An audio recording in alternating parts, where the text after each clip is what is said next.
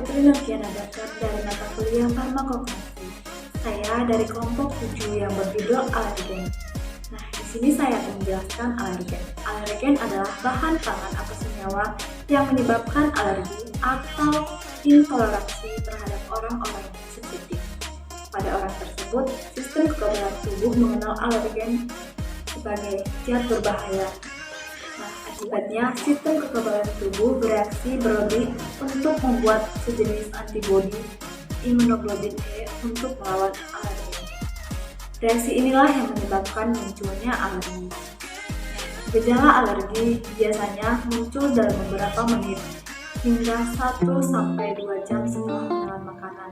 Nah, gejala-gejala yang sering terjadi yaitu gatal-gatal pada kulit dan kemerahan, pembengkakan pada bibir, wajah, lidah, dan tenggorokan, dan reaksi alergi yang cukup parah seperti kesulitan bernapas, mengalami penurunan tekanan darah, diare, dan untuk yang paling parah dapat menyebabkan anafilaksis yang bisa menimbulkan kematian. Dari definisi tersebut dapat disimpulkan bahwa alergen adalah pemicu alergi. Beberapa yang dapat memicu alergi yaitu serbuk sari pada tumbuhan, cuaca dingin, dan zat kimia tertentu biasanya terdapat pada deterjen, lumut pakaian, dan perhiasan. Ada juga pemicu alergi dari makanan, biasanya pada makanan-makanan yang mengandung protein tinggi seperti seafood, yaitu lobster, udang, kepiting, dan ada juga pada kacang pohon yaitu kacang kenari dan almond. Dan biasanya terdapat pada susu, telur, ikan, gandum, dan kedelai. Berikutnya saya akan menjelaskan macam-macam dari alergi. Pertama ada alergi makanan, merupakan respon alamiah imun tubuh yang bersifat negatif terhadap protein dari makanan yang kita konsumsi. Intoleransi atau alergi terhadap jenis makanan umumnya dapat berpengaruh pada siapa saja serta dapat menimbulkan reaksi yang berbeda kepada setiap individunya. Maka tidak semua intoleransi atau alergi makanan dapat menyebabkan terganggunya sistem imunitas tubuh manusia. Makanan yang sering menyebabkan terganggunya sistem imunitas tubuh yaitu makanan yang berasal dari laut seperti udang, lobster, kepiting. Dan pada anak-anak penyebab alergi makanan yang paling utama yaitu telur, susu, kacang ataupun kacang pol. Yang kedua ada alergi obat-obatan. Jenis alergi ini disebabkan oleh penggunaan obat-obatan tertentu. Reaksi alergi obat merupakan reaksi alergi di mana sistem kekebalan tubuh bereaksi secara berlebihan terhadap obat-obatan tertentu yang dikonsumsi oleh seseorang. Yang diberikan tubuh pun sangat keras.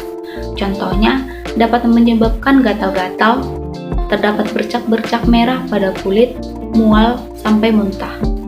Obat yang berpotensi menimbulkan alergi antara lain antibiotik alergi, sulfonamid, vaksin, dan obat non-alergi atau kontras X-ray, aspirin, antibiotik, dan obat tekanan darah tinggi. Dan yang ketiga ada alergi debu. Alergi debu disebabkan ketidakbiasaan tubuh dalam menerima kehadiran debu. Hal ini menimbulkan penderita dapat mengalami bersin-bersin dalam frekuensi yang sering, flu, rasa gatal, sampai hidung tersumbat. Dan yang keempat itu ada alergi terhadap suhu udara, maupun itu suhu dingin ataupun panas. Alergi ini diakibatkan oleh alergen yang berada di udara. Ketidakmampuan sistem imun menerima udara dingin misalnya dapat mengakibatkan jaringan dalam hidung menjadi bengkak, sehingga hidung pun menjadi tersumbat. Alergi dingin terjadi karena pelepasan histamin dalam jumlah yang cukup besar yang kemudian menyerang sistem kekebalan tubuh.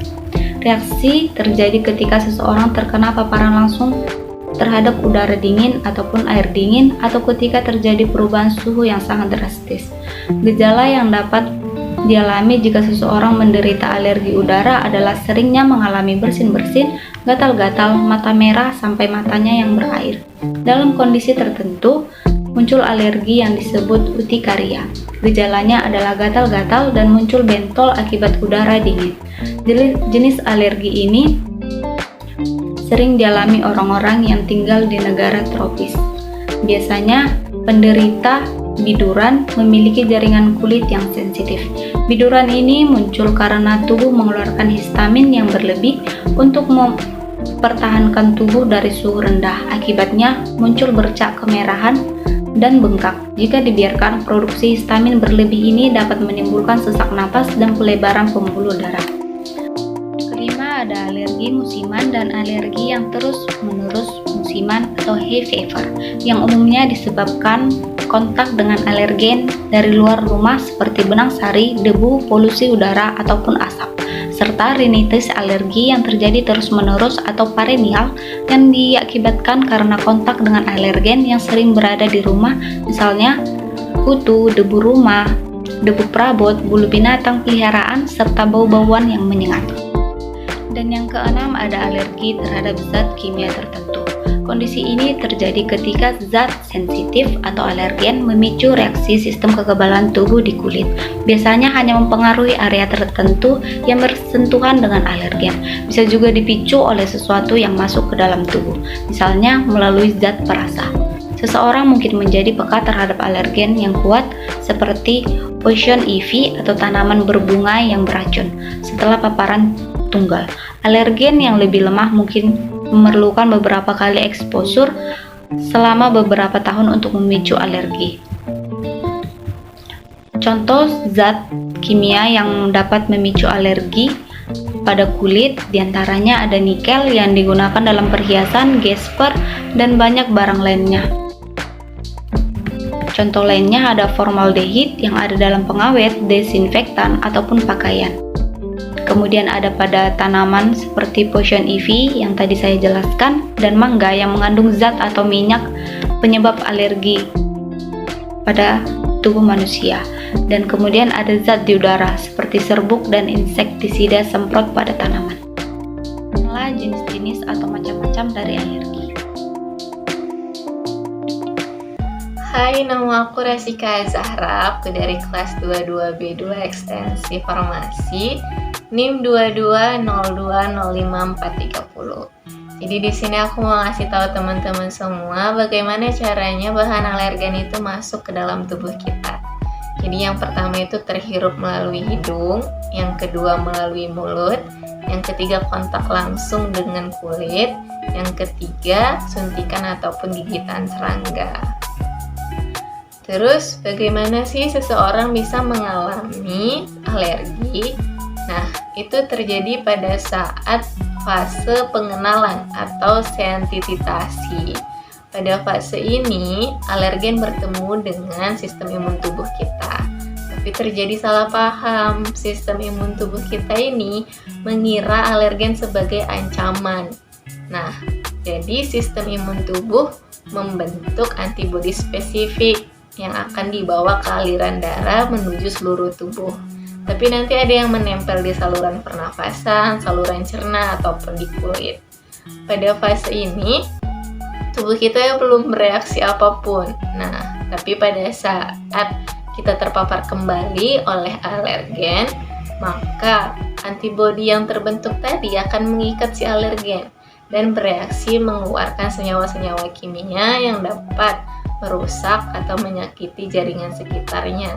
Akibatnya, itulah timbul reaksi alergi seperti gatal-gatal pada kulit, kemerahan, dan bentol-bentol. Bisa juga mata kemerahan. Kalau di saluran pernapasan, bisa juga hidung tersumbat, hidung berair, bersin-bersin, batuk, ataupun sampai sesak napas. Selanjutnya kita akan membahas tentang pencegahan dan pengobatan alergi. Pencegahan utama alergi adalah dengan menghindari zat pemicunya, yaitu alergen, dan menghindari faktor risiko terjadinya alergi. Beberapa faktor risiko terjadinya alergi adalah yang pertama, memiliki riwayat alergi dalam keluarga. Yang kedua, terlalu jarang terkena alergen sejak kecil sehingga tubuh tidak memiliki antibodi untuk melawan alergen tersebut. Yang ketiga, dibatasi makanan dan minuman tertentu sehingga ketika makanan baru masuk ke dalam tubuh mengenali makanan tersebut sebagai zat asing. Yang keempat, tinggal di lingkungan rumah yang kering atau terlalu lembab. Yang kelima, sering terkena alergen dari lingkungan kerja, misalnya suhu dingin, debu, dan lainnya. Yang 6. Daya tahan tubuh menurun akibat penyakit. Yang ke-7, konsumsi antibiotik yang terlalu sering. Yang ke-8, kurangnya populasi bakteri baik dalam usus. Yang ke-9, kekurangan asupan vitamin D. Yang ke-10, terkena alergi musiman atau alergi yang dipicu oleh makanan yang belum pernah dimakan. Yang ke-11, memiliki hewan peliharaan pemicu alergi. Yang ke-12, bepergian jauh atau berpindah ke lingkungan yang jauh berbeda dari sebelumnya. Untuk pengobatan alergi, biasanya dokter meresepkan obat anti alergi seperti antihistamin dan kortikosteroid untuk mengobati reaksi alergi tersebut.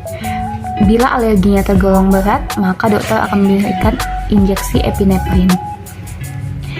Dengan menggunakan metode farmakologi, penanganan alergi juga dapat dilakukan dengan perawatan hypersensitization, yaitu cara pemberian secara injeksi sejumlah kecil ekstra alergen pada pasien yang memberikan reaksi positif terhadap skin test alergen tersebut. Hypersensitization digunakan untuk mengatasi alergi karena inhalen dan kontakten.